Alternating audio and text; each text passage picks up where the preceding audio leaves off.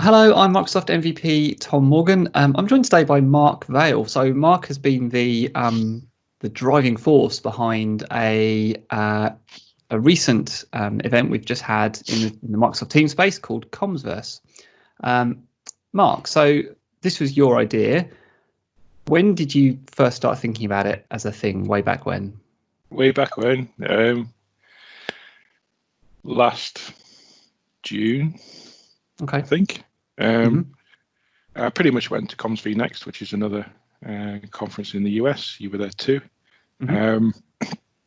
Liked what I saw. It was a good technical conference full of real world sessions. So nice and relaxing, good atmosphere and what have you. And there was nothing really like that in the UK or in Europe really for Teams and Skype for Business. There were wider conferences, that covered like the Microsoft 365 complete stack, but Teams being such a beast of a product, it seems like it can hold the weight of itself in a conference. So decided that I would give it a go and set up Commsverse in the July. Got my first sponsor within 2 weeks and sold out within 13. So that was fantastic. That's really positive start. And that was originally for like an in-person event, wasn't it? That was the original plan. Yeah. Supposed to be April this year, and then it was supposed to be July this year, and now it's March next year. Right. Yep. And it may change again. Who knows? Yeah. And in between, so the original plan was March, and then like you say, got pushed to July, and then you made that decision to go virtual, which I think everyone can understand. What was that like for you as somebody who'd put the best part of a year into planning to have to make those push out calls and those judgment calls? Well, it was a bit of the coronavirus kind of hit us towards the late in our planning. So, in person was all set. Bills were pretty much all paid, and we were set to go. And then we had to delay, and we had to call it before the government decided to close hotels and venues and stuff like that, so that we incurred some penalty charges from terms and conditions, because no business is a charity, and it doesn't really matter what's going on. Force majeure doesn't, apparently coronavirus is not force majeure in a contract, but hey ho, live and learn. And we saw every conference like before us. I think it was Cisco Live, Enterprise Connect, all drop and go. UC Expo, all drop and go. We're going to go virtual. And then we've also got community conferences. We had I think it was Teams Day in Sweden. We've got Teams Fest as well. And we're like, well, we don't want to be just another online conference.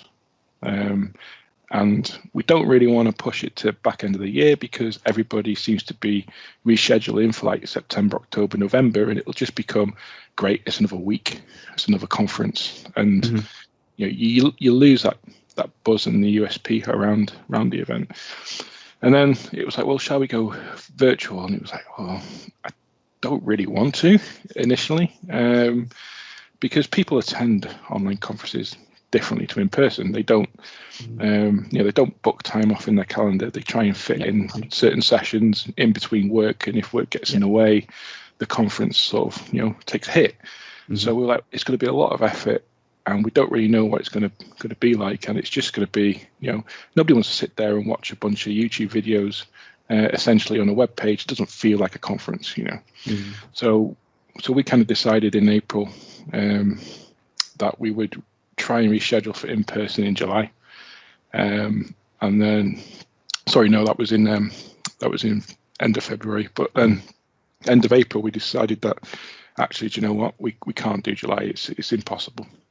But then it was like, well, shall we just sack off the entire year and go somewhere next year? So then it was a kind of herding all the suppliers together, which was a challenge because they're all on furlough.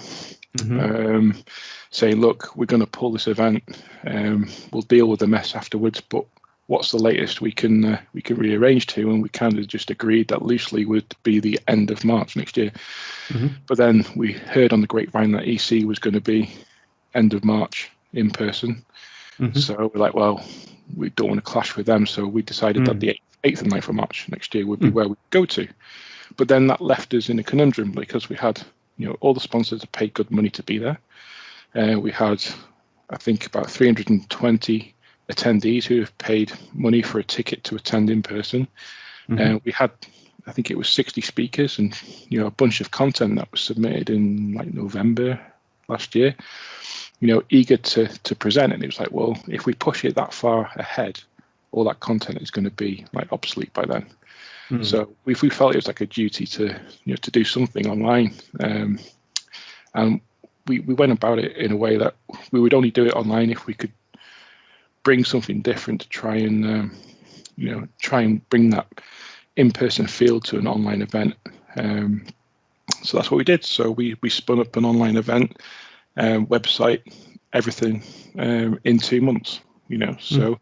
That was a case of incredible really, and we're going to dig into a bit about the setup and all there's quite a few things you did differently, but the timelines are pretty I mean, we had a chat with the sponsors. We're like, look, we're going to go virtual because we think we have to, but we want to push it to maybe end of the summer. And then the pushback on that was keep the dates the same. So I was like, well, 2 months is ambitious, right, for anyone. We didn't have any tooling available to us at that point. We kind of just said, right, okay, we'll do it. And then we kind of sold the event as such that we were going to do X, Y, and Z. But at that point, we didn't even know if it was going to work. So we were still trying to build out agendas and build out how it was going to look, test technologies. Implement as we go. There was no design. It was kind of like, that seems to work, let's move on. And it was pretty much until the Sunday before the Monday when we started, we were still building and testing at that point. So it was an ambitious timeline and lots of long hours. Wow. And what was the reaction like from sponsors generally? Were they on board with the reality of the situation, or I mean, we're all in it together, right? It's nobody's fault. They can't blame me. I can't blame them. We can't blame government. It's just kind of, well, it is what it is, and we're all in this together. So there is a certain level of togetherness and understanding. But it gets to a point where questions start getting asked about certain financial arrangements and what have you. So we were kind of conscious of, well, if we can provide value to an exhibitor in an online conference, then hopefully that will appease those kind of conversations and say, well, you're going to have an in-person event in the future anyway, so it's just a bit longer, but in the meantime you're essentially getting this event for free. So they were pretty happy with that. We had to adjust things and give them sessions, what have you, but that's not a bad thing, right? Because we talk about the community, and essentially what people generally mean with community is people like MVPs, people on Twitter, people who blog, people on tech community and what have you. But the vendors are also part of that community as well, part of the ecosystem. They invest a lot of time, money, effort into building solutions, and they want to speak to people. They want to get their voices heard. They want to feel part of the same energy and same buzz that we try and create around a community event. So we kind of went together and said, well, look, we're not going to segregate you all. We're going to treat you all the same. But as a sponsor, we'll try and give you some additional features beyond a standard attendee, and speaker that will give you a chance to engage with the audience.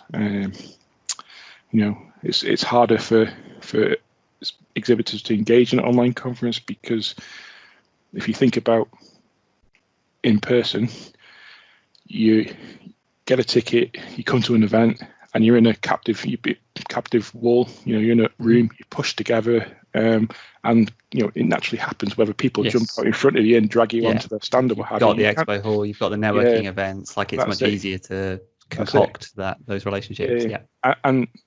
And you're more open to it as well because it's part of that experience. Whereas part of the deal, right? Yeah.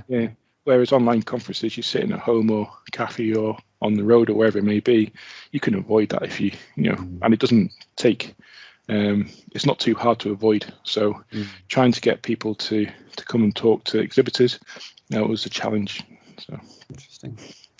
Let's talk a bit about the setup, because there's things I noticed, but I'm interested to like dig into a little bit. So I think you've really embraced using Microsoft Teams throughout the conference, and I don't mean just to like as the meeting MCU for like all the sessions, but there was a mix of like Teams live events, there was a mix of regular Teams meetings, but also the channel and the channel chat as well. Was that like a conscious choice to be a Teams first conference built on Teams, or did it just naturally kind of fall out that way? Well, we had no choice, right? You can't have a Microsoft Teams conference on Zoom. You know, it kind of just sets the wrong message off before your conference even starts, right? So, you know, we did look at other event platforms like Swapcard, and I think NTT got in touch with us and said, you know, hey, use our platform. But essentially, it's like, well, no, if we're going to do it, we're going to do it on Teams, and we want to try and use the event to demonstrate the capabilities of Teams to the attendees. So we're walking it, we're talking it, you know, and we're all about Teams, and hopefully that kind of message came through. And you know, we used every part of Teams. We used quite a lot of the Microsoft 365 suite as well, Microsoft Bookings, Power Automate, all that stuff to pull it together. Azure AD, B2B authentication, you know, quite a lot was engineered behind the scenes. You know, it wasn't perfect. There were a few stumbling blocks, but essentially, you know, we went with live events for a reason, because we wanted the consistency in the delivery of the sessions, but we also wanted to give people the chance to connect and network as if they were in person as much. So, you know, when you go to a session, quite often what happens is the speaker will deliver their session. They'll say any questions, and only the most confident people will ask a question in the room. And then the session will end, and what happens is the people who are less confident in the room will grab hold of the speaker, whether it's coming off the stage or whether it's in the expo hall or in the corridor, and have those private conversations. So we want to try and create that experience as best we can online. So that's why we had Teams meetings as well. So for every live event, we had a Teams meeting spun up specifically for post session networking. So, you know, we would invite the attendees and speakers to go there after their session and, you know, chat about anything. Those weren't recorded, they weren't monitored and what have you. So it was kind of, you know, it was almost, well, it was pretty private within that group of people. So, but yeah, I think it kind of worked well. The feedback we got on that was, you know, was quite positive. They liked that sort of experience. Yeah, that's cool. And I certainly gave all the speakers, and maybe you gave everyone their own Office 365 login, like dedicated login. Yeah. Why was that? We got some heat for that, right? So, so the reason being is that, well, if you wanted to take advantage of things like channel chat, we needed to bring everybody together. And yes, we could have done Teams live events publicly. Yes, we could have done Teams meetings publicly. But then if you think about it, we have an event and everybody else is their own little bubble, island, wherever it might be, you know, away. And there's no feeling of togetherness. Whereas if you bring them all into the team, there's opportunities in there for, you know, for other activities to situations to occur naturally. And the only way to bring them in was to give them accounts. So we kind of looked at it and said, well, we've got guest access, that will do it. But if we invite people's corporate accounts, so the ones that they're, you know, your Modality 1 or whatever, into the tenant, it gives us two problems really. The two main problems. Problem one is that your contact card in the team will show your business email address, and that will mean that the 2,500 people we had registered for the event, if they all joined, they would be able to sit there and harvest people's contact information. So we were like, well, we can't stop that and prevent that in Teams.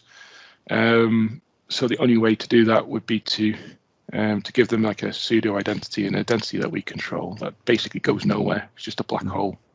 The other reason being is that, you know, everybody's Teams is set up differently.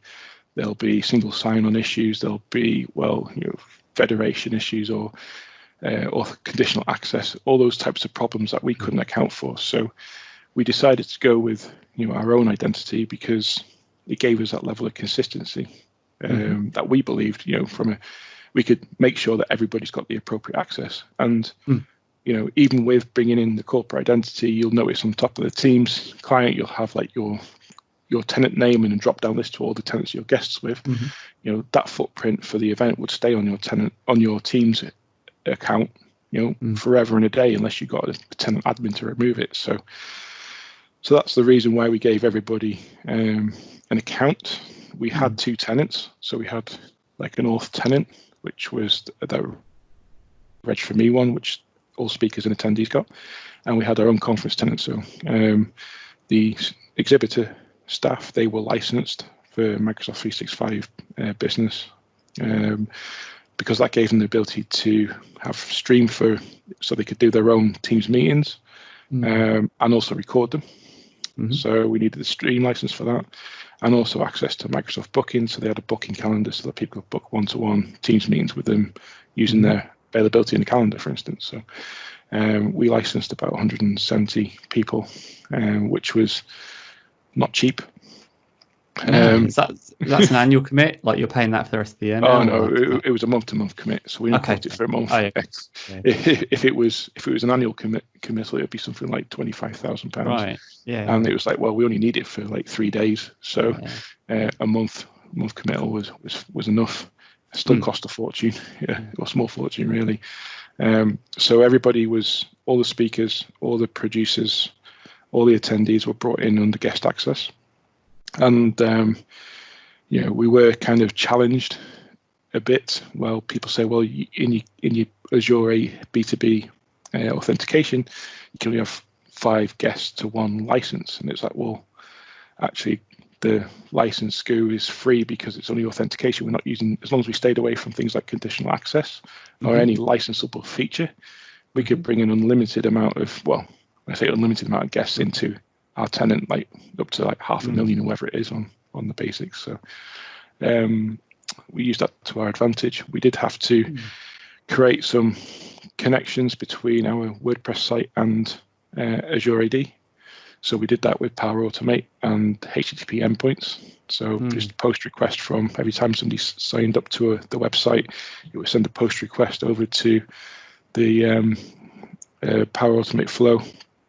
That would then go and create the identity, set the password, invite them into the team, into the conference tenant, add them to the team, and then send them an email with their access credentials and what have you. We thought that kind of would work pretty well. There were quite a few people that didn't work so well for them. We kind of expected it because it's not a natural way of joining. I think people kind of just thought that, well, they'd just be able to click a link and join the meeting, and like they would do anyway, and what have you. But it didn't work that way. We needed them to log in. So some weren't happy with it, but if they are watching this, I hope they understand why. It wasn't meant to give them friction. We did try and communicate a lot out, so we sent several emails, reminders. We even did, I think it was up to 15 AMA sessions on the 2 weeks before the conference to say, come and join these if you've got any questions and that sort of thing. So we tried our best to get that message out there. Unfortunately, for some, that message didn't quite get through. Okay. Yeah, that's really, and is that, so I heard some rumors that you were using Power Automate for various bits and pieces to kind of get the admin side of things doing. So that's quite interesting to see that. Yeah. How it was done. Yeah. Yeah, it's a good idea. I'll the other charge you an invoice. Go on. Yeah. The other really big thing about this conference that set it apart, I think, was the VR experience, which was, I think, pretty cool, pretty innovative. Like, for those who weren't there, it was like a VR expo hall, really, wasn't it? For a space for networking and sponsors, that conference experience of being in an expo hall. I thought that was really good. So John McKinney will need to take most of the credit for that, because we chatted back in early May, And when we were umming and ahhing over whether we do it online, and we trialed VR with like the TGI Teams thing that we did at the start of the year. A few sessions in there just to see what it'd be like. And you can see the potential, because in a Teams meeting, you can have 300 people, all sitting in a meeting, but only one person can talk at a time. So it's more of a case of whether it's a live event or a meeting, it's basically one person talking at everybody else and everybody else listening or not listening, as the case may be. But with VR, there's none of that. There's the whole spatial audio. So it is like meeting in person, where you can speak, we can have a conversation in the middle of a space, and people around us can have their own conversations as well, all at the same time. And as you walk up to someone, the conversation gets louder. As you walk away, it goes quieter. So it brings that immersion level, that in-person feel, much more close to in-person, at least anyway, apart from the physicality of an in-person event. But it has all the raw components that people want. And we said, well, shall we do our online conference in VR? And it was like, well, I think that might just be a step too far for people. So we kind of just decided that, well, we'll give them something that they're comfortable with as the mainstream delivery, and then we'll use the event to try and introduce this other concept, and we'll see what people would take from it. And we had a lot of skeptical people, including exhibitors. They were like, it looks too gamey and all that type of stuff. Like, you need to give it a go. And the hardest bit is convincing people to try it. And once they try it, they love it. So in that, in the expo hall, we had 1,000 entries into there over the 3 days. It's not unique. We don't know who they were, because it just gives you a number count. But the overwhelming feedback from exhibitors was like, this is like amazing. Having been able to stand there and have that conversation with people and invite them into a private space, it felt much more in person. Yeah, it brings back that conversation starting that we said at the top. Like, you lose a bit in the virtual event. It's that space where you're there for the networking, and you're there to be talked to and to talk. That's it. So, and they're standing there in the VR hall, and it feels natural to them because they're used to seeing their stands behind them, and the layout was pretty much like how an expo hall would be in real life. So the ones that did it were like, were really impressed with it, and even the ones that were that we had to kind of push and say, just give it a go. They were surprised, and from the attendee, the feedback was, well, we want more of it next time. But the challenge is getting people into that platform. It's not an easy join experience. We think that the guest access join to Teams was hard. This one would be a little bit tougher, because you need to spend a good 10-15 minutes setting up your PC, downloading a piece of software, going through, creating accounts on another platform and all that type of stuff. So, it's getting people it's really, you're absolutely pain. right. It's really funny when you say it though, because like in-person events, you're signing up for like a 3-hour drive and a hotel stay, and you're asking for 10 minutes of PC setup, and but I totally get it. The world. Yeah. And we saw it even with the guest access, right? We can send out as many emails as we want to, and tweet out as many tweets as we want to, and animate GIFs, and try and signpost a website to say that you need to do this, and you make sure that you got this. And people will only pay attention to an online event when it's time to click a button to join. And then because it's at 0 hour, they've got the fear of missing the session that they really want to join to, and all of a sudden they've got to spend a few minutes, either finding an account and logging in, or downloading a piece of software, that instantly gets their back up. I can understand it. It's just because it's simple, because, like you say, you don't sign up to a 3-hour drive and all day in an event. With an online conference, you kind of you treat it as a kind of a side activity to your normal day. So that's really interesting. Maybe people's attitudes towards online conferences need to change a little bit, and say, well, actually, if I'm going to join this conference, then I'm going to make sure that I've at least got some decent calendar time to make sure that I can connect to it, make sure that I turn up to the sessions that I want to turn up to. But we'll see. There's lots of online online conferences going on. There's one spinning up every single day. I've seen a few on Twitter recently that have just like come up from nowhere, and it's like, well, I think everybody can do it. So hopefully that will help people's attitudes change towards online conferences. That will give them that, that nice experience that they really want. But I think there's a certain level of expectations that it's not their problem. Yes. Yeah. So, but we're all in that. I'm the same. If I have to click and join something, I'll join it at these. Yeah, of course. When Outlook reminds me. Yes. Yeah, absolutely. Like when it says this meeting is now, that's when I click the button, and that's when I figure out. So, but it's just having that foresight and and mindfulness really. Have you picked up things in doing this that you're going to take forward to next year's in-person event? Do you think that you wouldn't have, are you going to do things differently for the in-person based on this, or do you still have in your head like what you want the in-person event to be, and it's a very different place to the virtual event? I think in person it's a different kettle of fish, but there are certain bits that you kind of transcend between online and in person.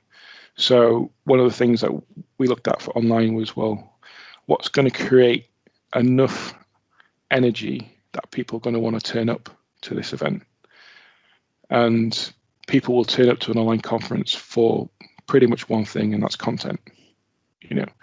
So we were like, well, let's go big as we can, and let's just see how far we get if we can deliver it. And we did 3 time zones, which was pretty much 24/7 for 3 days.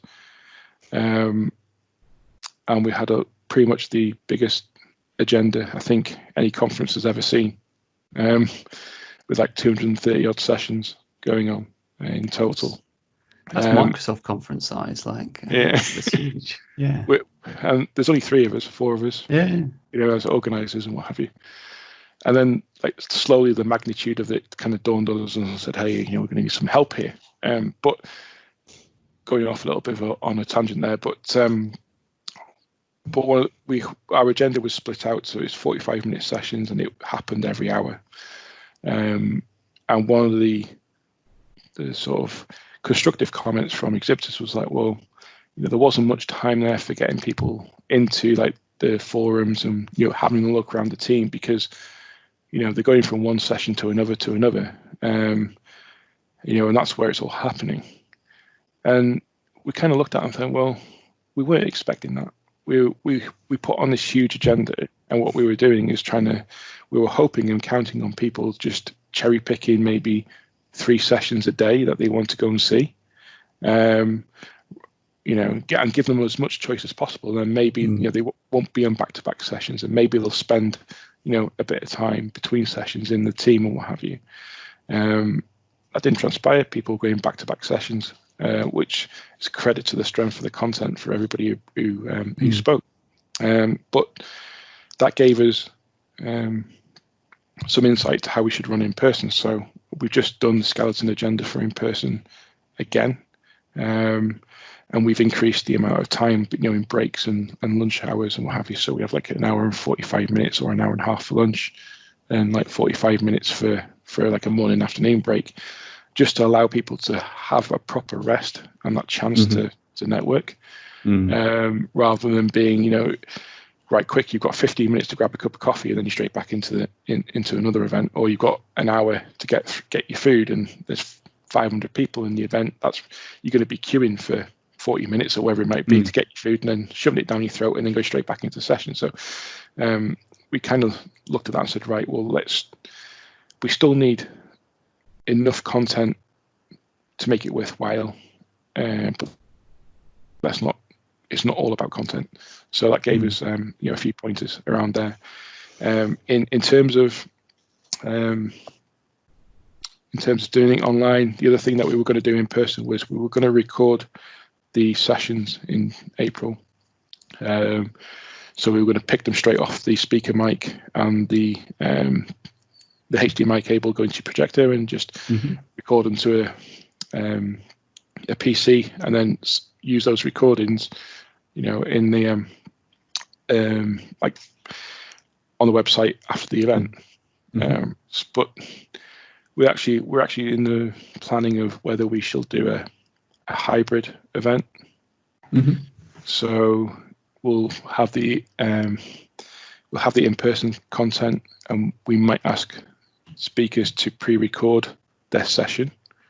So that will then go on to maybe the online version. That's cool. And they still deliver their session. If we can get it planned enough. That's going to force speakers to prepare their session ahead of time, you know that, right? Yeah, but yeah, I know, yeah. That might be a challenge, but because we've had to pay some penalty fees, we don't have a lot of money left in the bank. So we're having to make some cuts of what we were planning for in April for March. There will be certain things that we did sort of say that were going to be there, but we're going to have to go back on our word a little bit. But if we got speakers to pre-record their sessions, we don't have to spend the money on the recording equipment in the venue, where we've got 5 rooms, there's 5 sets of pretty big cost, right? Yeah, like real-time streaming is not. Yeah, it's not cheap. Yeah, it won't be real time. It was more kind of record to a hard drive, but to have the technology, and the AV technicians there to make sure that it all works. That'll cost money and what have you. So, by doing that, we can save some costs there, which then will ultimately, give the attendees and everybody else a better experience, because we can maybe, not pull back on the food or drinks or some of the fun stuff that people want out of an in-person conference. So maybe we'll do a hybrid. We're changing the way that we're doing call for content as well. So, maybe the people who aren't chosen for an in-person session might get chosen for an online delivery. So we might have 2 kind of agendas, and we're still debating on what that looks like on the website, and whether we'd launch it on the days or whether we'd launch it following the in-person event. It certainly won't be before. But I think that has value. I mean, we've got the technology and the experience now to do that. But yeah, other than that, there's the one thing I will say is that organising an online conference is significantly more resource intensive than doing an in-person conference. Yeah, I was going to ask that. That's really interesting, actually. 'Cause you'd think the opposite is true, actually. Yeah. You'd think, I haven't got to deal with these suppliers, the location, like catering. But the good thing about this, the catering and suppliers and what have you, is that I can just say, this is what I want, send me the price.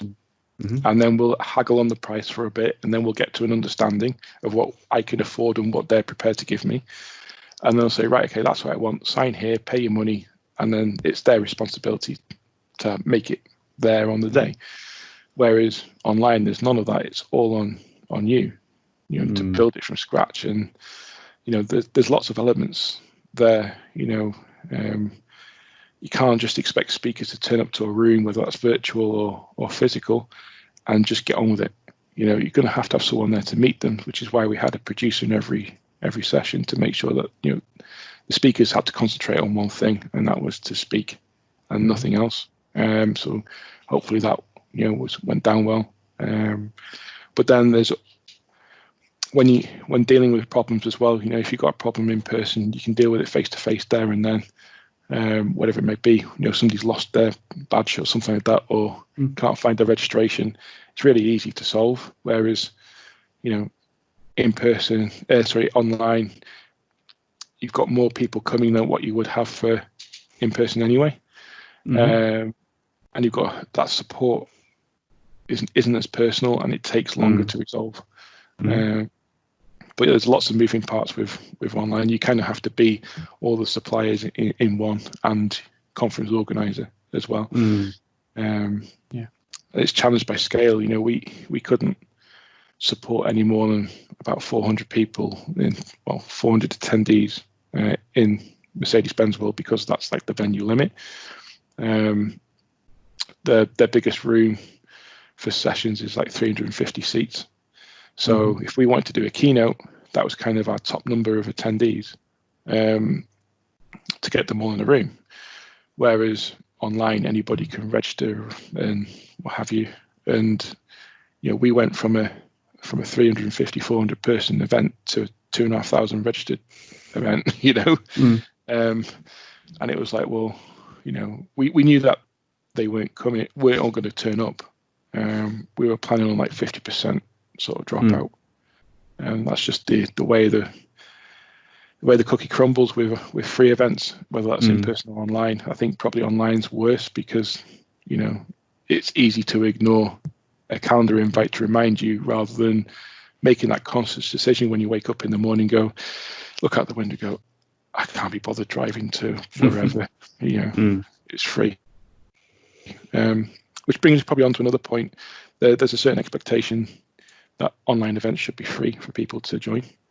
And they don't necessarily get that doing an online event actually costs money. And it is, I can dare bet that places like Enterprise Connect, and even Microsoft doing Inspire and what have you, their costs for running that event virtually are going to be almost the same as doing it in person. Because people power go up. Technology isn't free. People might be able to join for free, but somebody's got to pay the bill somewhere. It's hosting, for videos, it's hosting for websites and all that type of stuff, security and all that type, good stuff. So, to the conference organizer, the event isn't free. And should the attendee pay for a ticket to go to an online event? I don't know. I think that would be a hard sell because everybody offers an online event for free. But that doesn't mean that there has to be some kind of payback from the attendees. If they're joining a free event, then maybe they agree to get an email from certain sponsors of the event, just as that's their price to pay to turn up for it. So it's an interesting one that we thought about. Should we charge? We were in a difficult situation really, because we had already sold pretty much 90% of our in-person tickets, and we were facing a refund bill of thousands on that. Well, we'll give people a choice. Do they want a refund or not, or get it transferred? And then it was like, well, if we're going to give them all the content for free, then maybe we'll get some pushback. Say, well, I've paid for this content and you're delivering it to this other person for free. So then we kind of went, well, we'll charge for an on-demand ticket, but we won't take the mick with the price. So we're not going to be like a $130 ticket event for watching on demand.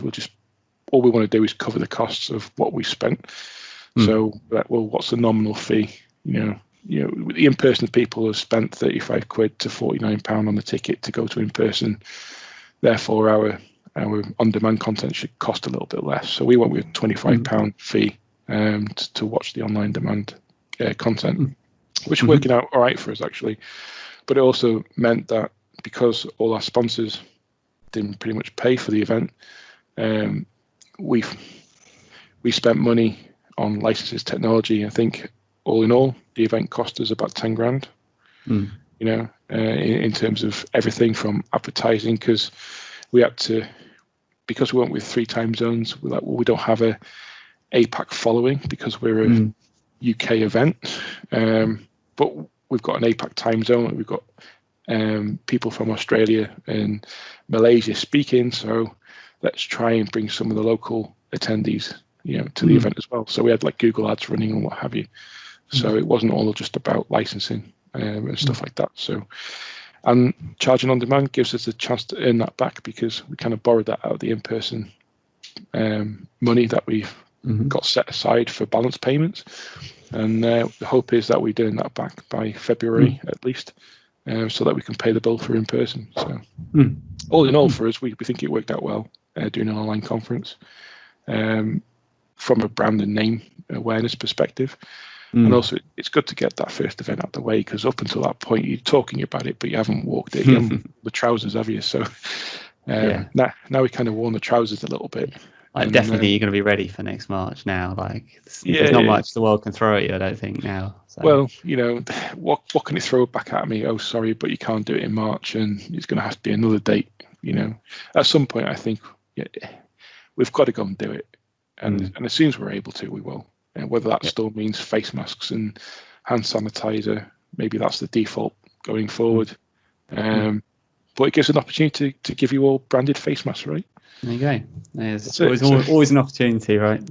Sell that face mask space. That's it. So I think definitely looking forward to next March, and obviously you're probably already thinking about that. Probably one last question, because I've kept you way too long.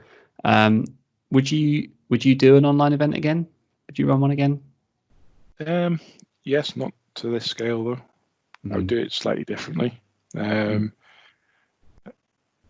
It wouldn't be a 3-day, 3 time zone thing. It might be might be split over a more manageable sort of timeline. It was a bit of a marathon, and I'm incredibly grateful to everybody who helped out and spoke, because it's a real credit to the community. They all stepped up. The biggest risk to us was speakers not turning up on time or producer not turning up, and because we were stretched thin ourselves, we couldn't cover it. But everybody turned up to the meeting they were supposed to turn up to, and did a great job. In terms of editing videos, everybody followed the sort of guidelines we set out to say this is going to be like the standard, because it meant that we could download the videos and top and tail them, and get them onto like Vimeo as quickly as possible. So I really sort of take my hats off to everybody who helped us, because we couldn't have done it without you. We would have been screwed.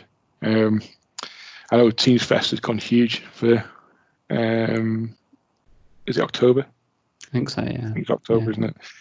And I just hope they know what they're getting into.